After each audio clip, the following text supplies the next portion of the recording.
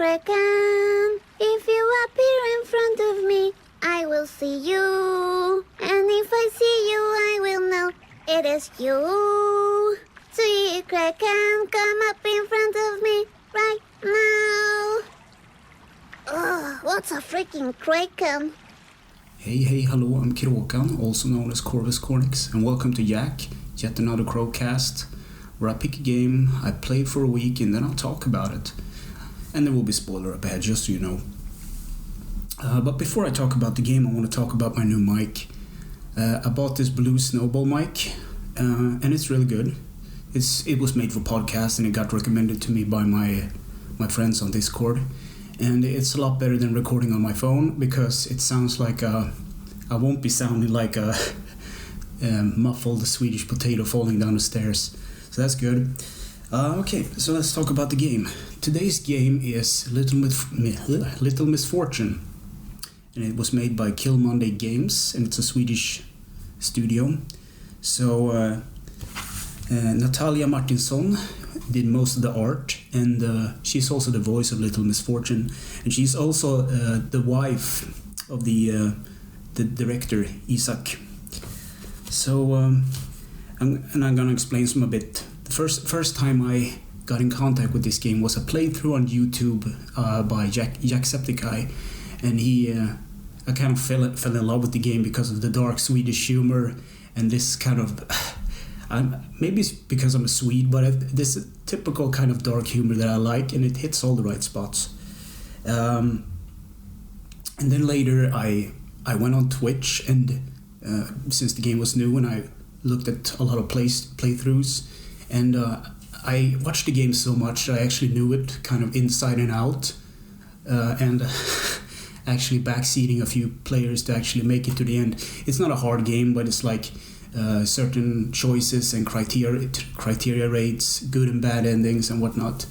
So yeah, so later I picked it up at a sale for about $10, or maybe it was even less, and I was kind of happy about that purchase. And I 100%ed the game, but I didn't get a platinum trophy, and that kind of bummed me out because it says 100% in the progress bar, but and I got all the trophies, but there's no platinum. So I was like, yep, that sucks. I don't know what the deal was, but it's one of those things that bothers me. And yeah, so now I'll talk about the game, and there will be some spoilers up ahead. So the game starts with the character Benjamin, which is this anthropomorphic fox character, and he gets pointed in a direction by a death-like character, a skeleton in a robe, and Benjamin kind of opens a portal to a much happier place, and he steps through the portal, and then we cut to a house, and it pans in, and there is this narrating voice that tells a little bit about Misfortune, and then going inside into the house and actually seeing Little Misfortune playing with some toys. She's about 4 years old, and she kind of just plays with her things. And the narrating voice says this is going to be a terrible day or something like that, because today Little Misfortune is going to die. And then Little Misfortune breaks the fourth wall and says, I can hear you, And what did you say about me dying today? Oh, that was nothing. And this kind of funny, dark kind of humor there. And the whole game is about Little Misfortune finding eternal happiness by playing Mr. Voice's game. So just do what Mr. Voice tells you, and your mom would earn the eternal happiness, because she's not living in a happy family. Her mom is an alcoholic. Her dad, kind of a broken family. He's an alcoholic too, and it's like this sad history. But she's happy, and she just plays and has this imagination. So she has this like can or canister with glitter, which she sparkles on things, and that's how she copes with the world. If there's a dead animal or something sad, she just sparkles on it, and it's these kind of pop-up kind of child-drawn pictures come up over these kind of sad images. And yeah, so anyway, the adventure starts in a room, and you can pick up like a coloring book and stuff. You can, once you leave, you pick your something you want to bring with you, like this really ugly unicorn plushie or a stone which is basically a stone called Stony, which actually her dad threw at her at one point, so it's like very dark. But anyway, this game is all about choices. So depending on what you pick up and say and the choices on the way, you get different endings. Same when you leave the room and you go down a hallway and you get told the controls, like move left and right, triangle to sparkle, circle back, X to interact. And so you kind of told, the game tells you to like tilt it forward and press like a button to run, and then you do it and then you fall on the carpet and you knock over a vase and it kind of breaks. So there's your first choice. You can just choose to like go by it or repair it. So there's this mini game where you pick up all the pieces and put together like it was not broken. Excuse me. And then you move into the kitchen and you can choose to open the refrigerator, and it's full of dead rabbits for some reason, because her dad kind of kills them. I don't know why, but maybe he's a hunter or something. There's really not explained anything or much about her father anyway. Maybe it's not even there in her life, like a sad story. So you can choose to sparkle the rabbits in the fridge, and there's this happy image. And there's this stew on the stove with dead rabbits in it, and she kind of says like it smells awful.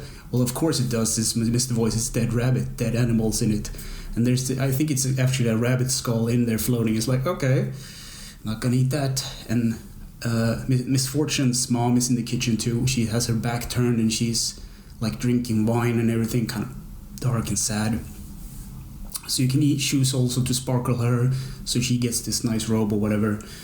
And then you leave the house and you kind of open the door and you can choose to say like, you know, if you want to say goodbye to your mom or not, and you can choose. So you get outside and Little Misfortune kind of says like, good morning or something like that, and the Mr. Voice says like, it's not actually morning, Little Misfortune, it's afternoon. Oh well, good afternoon, morning. This is a funny line. And you kind of walk through the yard and there's this pool, and it kind of smells bad because she peed in it, and it's like, what? And it smelled even worse when her father threw up in it. It was like, what? And then you can pet like a cat, but there's this thing like Little Misfortune has so bad luck, and the animals kind of know she's a bad egg or a bad fruit or something like that. So no animal actually wants to go close to her for some reason. So this cat kind of runs away when she tries to pet it. And there's this car on the lawn, and she kind of tells this story. She from a point of a 4-year-old, I guess, like, Dad used to sleep in the car a lot when Mom and Dad has been fighting. And it's like you can sparkle the car. And then there's this one thing, you have to cross the road. And this is where like the main thing of the game kind of kicks in, like, because if you play the game multiple times, you know what's going to happen. And I won't spoil this part, but you try to cross the road, and what happens is that it flashes to this hellish kind of landscape, and then it flashes back, and she says like, what happened or something, and then it turns back to normal and she moves on, and there's like dead birds, and then it cuts to like a cut scene, like one of those Flash movies, like back in the day, you know. There's this specific kind of art style, and she kind of walks through a wood, and there's like birds are dropping from the sky, just dying, like, okay, what's happening? And then there starts to rain, it's just on her, and then there is like and then the cloud moves over a barn, and the lightning hits and it starts to burn, and she uses a sparkle on it, and then there's like a satellite that falls down right next to her, and she's just this ignorant kind of kid just walking through. And it's kind of stupid, but, you know, there's something about that ignorance in a child. I mean, a 4-year-old can like wear these kind of strange clothes like purple or green, and they don't really care much about the surrounding because they are developing their brains, and they don't really care, and they just live in their own little bubbles. And then she kind of this is a little bit up ahead in the game, but she I think there's this, she gets out to this road, and there's a puppy tied to a tree, and you can choose either to play with the puppy, which will result in the dog actually dying, or you can release the puppy. So there's this scene where you kind of release the puppy. I went with that way, and the puppy follows her, and the puppy has like this party hat on, and it's like it's this guy called George, and it's his puppy. So she's gonna take the puppy to George. That's what Mr. Voice tells her to do. Just take the puppy to George's house. And since the dog has a party hat, Little Misfortune thinks that it's a party. And so they kind of walked along this path, and she stops into dog poo or whatever, and she kind of says yucky, and then she pukes, and then the dog kind of comes up to the vomit, the thing, and just licks it. It's like, oh no. And there is this kind of dark humor because, I don't know, I find it funny because shit happens all the time. And then there's this trophy you can get at this point. You can, if you figure out the name of the dog, you get a trophy. I don't remember the name of the dog, but you kind of pet it a couple of times and then you can see the name tag.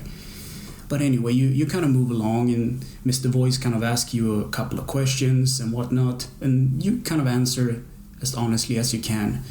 And these are like, during the game you get these kind of walking scenes, and you kind of like, okay, you have to choose like what to do and whatnot, and would you steal from someone, or, you know, have you lied to someone, or are you happy right now? These kind of questions. So you can answer yes or no. But anyway, you get to these to like a beach, and the little puppy, if you interact with it digs up this little glass jar, I guess, with a cookie, a fortune cookie, and a dog treat in it. But you can only choose which one of those. Like, you give it to the dog, or you take the fortune cookie to yourself. So if you take the fortune cookie for yourself, you open it up and it says you're gonna die today. And I thought that was kind of funny. Like, okay, Mr. Voice obviously put this stuff here, right? And if you give like the dog the biscuit, it gets happy and eats it up. But anyway, what happened if you have the dog there? There's this evil bird just picks it up and flies away with the dog. And if you don't have the dog with you, it actually dies back at the tree, because you want to play with the dog. You throw a ball at it, and the tree kind of falls over or whatever and crushes the dog. It's kind of sad. But anyway, you have to go to George's house to explain to him, or not. You can choose this as well if you want to tell him about the dog or not. And you walk along this kind of bridge, and there's the questions. And there's this fish that jumps up on the planks, and you can choose to pick it up or just release it again. And if you pick it up, you can use it a couple of times during the game, or you and actually bring up one of the trophies later, which is the Kraken Trophy, because the Kraken eats fish. Does the intro of this, the musical intro where she sings the Kraken song, which I thought was so funny. But anyway, you arrive to the house of George, and if you inspect the things in his house, because you can knock on the door and ring the bell, but no one is answering, you can just enter the house. And if you interact with the pictures and everything, you get it like George has a son, and he was very fond of him. So if you walk a little bit further, investigating the pictures and whatnot, you can see like a ghost outside. So Little Misfortune, this is an indication of something that went bad when she crosses the road or whatever, but I won't spoil that part. So she can't see ghosts. So she sees this ghost of this boy that died, and then he disappears. And then you move further into the house, and she realizes that this is not a party. And then you go to the end of the hall, I guess, and you see that George has hanged himself because he lost his son. And it's kind of dark. It's very dark, in fact. And she kind of says, "This is still a party. Is this a piñata? No, don't hit him." But you can actually interact with it and like push him on the shoes and whatnot, and he kind of dangles. And you can throw glitter at him, and she says, "Yay, happy to George the piñata," or something. And then this is a fun little thing. There is a painting next to George, which is covered by there's a canvas covered by a blanket or something like that, and you can actually remove it, and it's this crude drawing of a penis, and I thought it's like, God damn it, it got me again, the stupid humor. Like, even when something is close to death, you can kind of find some hope or something funny. It's like, okay, developers put this so you can find this drawing of a dick, right? That's funny. But anyway, you leave the house and you go on about, and eventually you wind up at one of my favorite places, which is the hamster cave, and there's like this. You walk into a little cave, which is kind of, you have these kind of police tapes over it, so it's like a dangerous, and there's a sign which is like a danger, like for rock falls or whatever, it's a very dangerous place to be. So you walk into this cave, and there's this small little car that drives by with a little hamster on it. It's like, okay, what's going on? And then there's a hamster party. You kind of get to this, there's like neon signs with small hamsters. This like strip club, and it says nude hamsters XXX, and I was like, okay. I kind of laughed at it, and there's like this two kind of hamsters in a knife fight, and you can choose to interact or not interact. But anyway, they run away or whatever, or the other hamster gets killed, and they drop like this bag or this little small casing, little Ziploc bag with some pills, and Misfortune kind of takes one of them, and she goes on a trip. And this game is fantastic. I like she is like 4 years old, so it's understandable. Okay, she thinks it's a mint, so she just takes one, and she kind of, okay, I don't feel so good. And she kind of drifts along this trip, and then she wakes up, and she kind of, in her own puke or whatever, it's like, oh, that's not good. And anyway, you move into a bit more into the cave and stuff, and I think I just stop explaining. I don't want to spoil the whole game but it's a really good game. So okay, I can talk a little bit about the gameplay. It's really simple. It's just, you can use the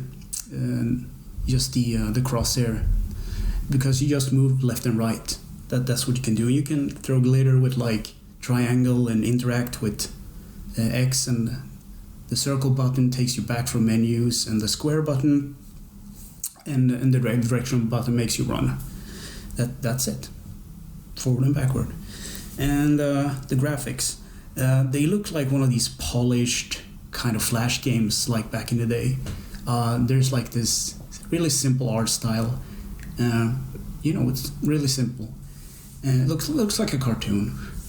And and also these childlike drawings, when she throw glitter at things, is like a child like 4 would have drawn, but a little bit more polished up.